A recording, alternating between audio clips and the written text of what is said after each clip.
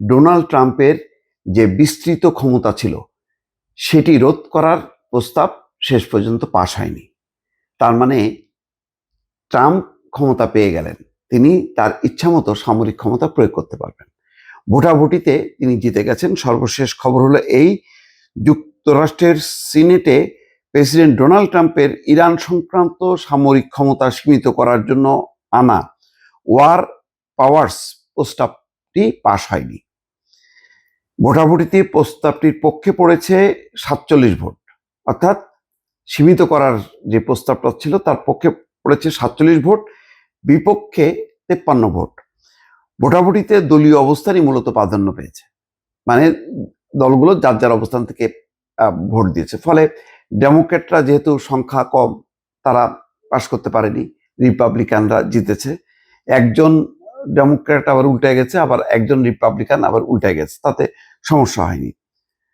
অধিকাংশ ডেমোক্র্যাট প্রস্তাবটির পক্ষে ভোট দিলেও রিপাবলিকানরা এর বিপক্ষে অবস্থান নেন। তবে রিপাবলিকান সিনেটর র্যান্ড পল ডেমোক্র্যাটদের সঙ্গে মিল রেখে প্রস্তাবটির পক্ষে ভোট দেন। অন্যদিকে ডেমোক্র্যাট সিনেটর জন ফেটারম্যান রিপাবলিকানদের সঙ্গে যোগ দিয়ে প্রস্তাবটির বিপক্ষে ভোট দেন। প্রস্তাবটি পাশ হলে প্রেসিডেন্ট ট্রাম্পের ইরানে আরও সামরিক অভিযান চালানোর ক্ষমতা সীমিত হয়ে যেত। এতে বলা হয়েছিল কংগ্রেসের অনুমোদন ছাড়া চলমান সংঘাত থেকে মার্কিন সেনাদের প্রত্যাহার করতে হবে। অর্থাৎ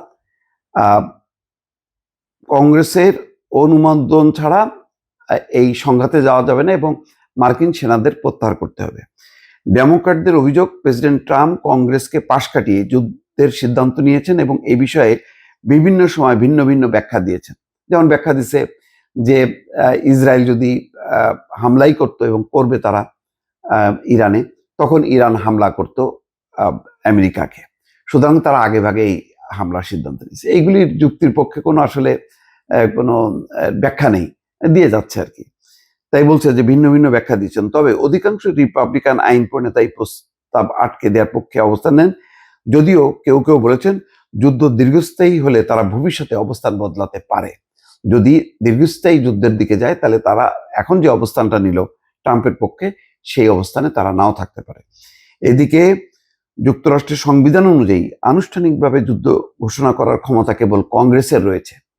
তাই ইরান সংক্রান্ত সামরিক অভিযান নিয়ে কংগ্রেসে আলোচনা এখানেই শেষ হচ্ছে না। আগামীকাল একই ধরনের প্রস্তাবের উপর ভোট হওয়ার কথা রয়েছে যুক্তরাষ্ট্রের হাউস অফ রিপ্রেজেন্টেটিভসে।